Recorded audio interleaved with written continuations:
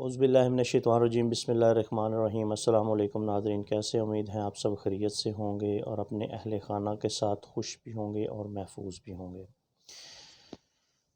میرا نام عمران بٹ ہے اور آپ دیکھ رہے ہیں میرا یوٹیوب آفیشیل چینل۔ تمام احباب محبت سے ایک بار درود پاک پڑھ لیجئے۔ دوستو، ابھی رات کو ایک واقعہ ہوا جاوید چودھری کے پروگرام کل تک میں۔ محترمہ فردوس عاشق اوان صاحبہ نے قادر خان مندوخیل جو کہ پیپلز پارٹی کے ایم این اے ہیں، ان کو لائیو پروگرام میں تھپڑ رسید کیا اور گالم گلوچ کی۔ یہ انتہائی گھٹیا حرکت ہے اور اخلاقیات سے گری ہوئی حرکت ہے، اور یہ پہلی بار نہیں ہو رہا، سابقہ ادوار میں بھی یہی ہوتا رہا ہے۔ اور محترم عمران خان صاحب جو کہ تبدیلی کے دعوے دار ہیں، انہوں نے اسی نظام سے وہی غلیظ لوگ اکٹھے کیے اور آج اس کا خمیازہ انہیں مختلف طریقوں سے بھگتنا پڑ رہا ہے، بلکہ وہ تو نہیں، اس سے زیادہ خمیازہ عوام بھگت رہے ہیں کہ جو ملک کی سطح پر مہنگائی اور بے روزگاری کا جو حال ہے، اس میں ان وزراء کا بہت بڑا کردار ہے۔ انتہائی گھٹیا حرکت کی محترم فردوس عاشق اوان صاحبہ نے، اور پتہ نہیں کیا مجبوری تھی جناب عمران خان صاحب کی کہ ایک اپنی نشست سے ہاری ہوئی عورت کو بھی شاید اسی طوفان بدتمیزی کے لیے انہوں نے اپنے ساتھ معاون خصوصی لگا کے رکھا اور مختلف عہدوں پر انہیں براجمان رکھا کہ وہ بدتمیزی بڑے اچھے انداز سے کر سکتی ہیں۔ پچھلے دنوں ٹرین حادثہ ہوا تو اس میں فواد چودھری صاحب نے جو بونگیاں ماری وہ بھی سننے لائق نہیں تھی کہ 3 سال ہو گئے جناب آپ کی حکومت کو، 3 سال تک آپ نظام کو بہتری کی طرف لانے کی بجائے سابقہ ادوار کی طرح جیسا کہ ماضی میں ہوتا ہوا ہے، آپ بھی اسی طرح کیچڑ اچھال رہے ہیں اور اسی طرح کے کام کر کے اپنے آپ کو روایتی سیاستدان ثابت کر رہے ہیں۔ عمران خان کے ساتھ جتنے بھی وزراء ہیں، یہ نہیں کہ ان میں قابل لوگ نہیں ہیں، بہت قابل لوگ ہیں، لیکن جو قابل لوگ ہیں وہ خوش آمدیوں کے پیچھے ہو چکے ہیں، اور خوش آمدی جو ہیں محترمہ فردوس عاشق اوان صاحبہ اور فواد چودھری جیسے لوگ، یہ لوگ صف اول میں آ کھڑے ہوئے، اور جس طرح انہوں نے پچھلے دور حکومتوں میں مختلف جو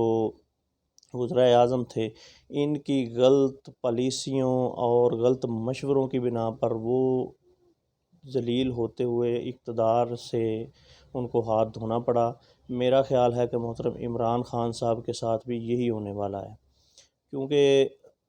انٹرنیشنل سطح پر بالکل ملک کے اشاریے اچھے جا رہے ہوں گے، آپ ہر کام کو بہتر انداز سے کر رہے ہوں گے، لیکن جن لوگوں نے آپ کو تبدیلی کے نام پر ووٹ دے کر آپ کو 22 سال کی جدوجہد کے بعد وزیر اعظم بنایا،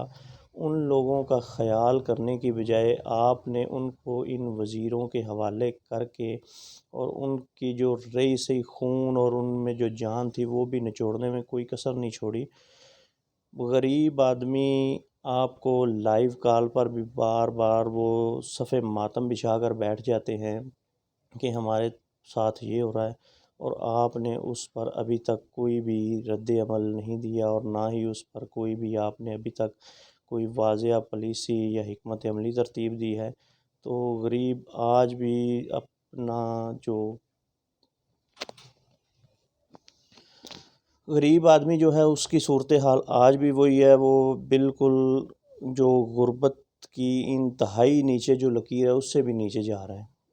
آپ کو بالکل بھی اس کا خیال نہیں ہے۔ 3 سال حکومت کرنے کے بعد آپ کے وزراء کے بیان اور آپ کے بیانوں میں بالکل وہی تسلسل ہے جو پہلے دن سے تھا کہ جی تبدیلی کا انتظار کریں۔ کتنا انتظار کریں؟ اگر آپ 3 سال میں ڈلیور نہیں کر سکتے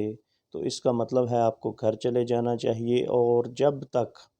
اس طرح کے وزیر اور مشیر آپ کے ارد گرد رہیں گے یہی حال ہوگا۔ آپ نے بھی ٹیلنٹ کو پس پشت ڈالا، جو ٹیلنٹڈ لوگ تھے ان کو پیچھے کیا، اور جو خوش آمدیوں کا ٹولہ تھا اور جو سفارشیوں کا ٹولہ تھا اس کو آگے لے، اور اس کا نتیجہ آپ دیکھ رہے ہیں کہ وہ ٹی وی پر بیٹھ کر کیا طوفان بدتمیزی برپا کرتے ہیں، اور جو روایتی سیاست پیپلز پارٹی اور نون لیگ نے پچھلے 30 40 50 سال سے کی، وہی یہ لوگ کرتے آ رہے ہیں۔ اور اب انہوں نے کھل کر اس کا اظہار کرنا شروع کر دیا کہ جو وہ لوگ کہتے تھے ملبہ پچھلی حکومتوں پر ڈالو اور اپنا دامن پاک کرو اور نکل جاؤ، تو یہی اب ہو رہا ہے کہ آپ کو 3 سال ملے ہیں محترم، 3 سال میں آپ کوئی کام نہ کرنے کے بعد اب جو پورا ملبہ ہے وہ جو سابقہ حکومت ہے اس پر ڈالنے کی کوشش کر رہے ہیں، بلکہ کوشش کیا کر رہے ہیں، آپ نے تو ان کو ذمہ دار قرار دے دیا ہے۔ تو عمران خان صاحب، آپ کے پاس اب میرے خیال میں ٹائم نہیں ہے، آپ کو سوچنا ہوگا۔ جو آپ انٹرنیشنل سطح پر کارنامے سر انجام دے رہے ہیں وہ بالکل بہترین ہوں گے، لیکن انٹرنیشنل سطح کے لوگوں نے آپ کو ووٹ دے کر وزیر اعظم نہیں بنانا۔ وزیر اعظم بنانے کے لیے آپ کو یہی لوگ میدان عمل میں آئیں گے جن کے ووٹ سے آپ پہلے وزیر اعظم بنے ہیں۔ تو اگر آپ چاہتے ہیں کہ مستقبل میں بھی آپ کو یہ کرسی پیاری ہے یا آپ نے اقتدار کی مسند پر بیٹھنا ہے،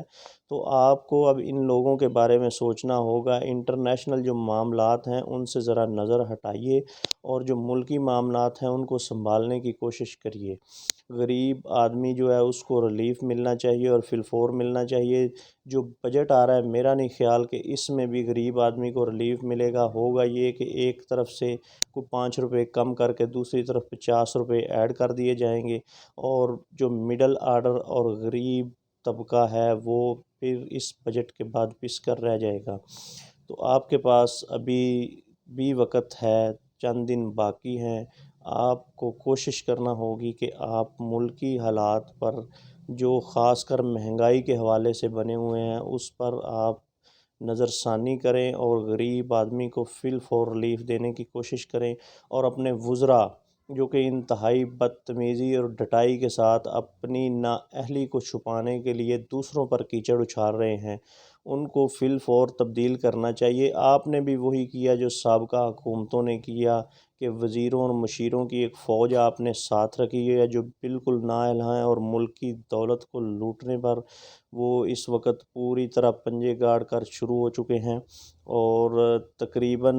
آپ کے پاس بھی 100 کے قریب وزیر ہیں جو کہ آپ نے حکومت میں آنے سے پہلے دعویٰ کیا تھا کہ میں صرف چند وزیروں کے ساتھ کام کروں گا۔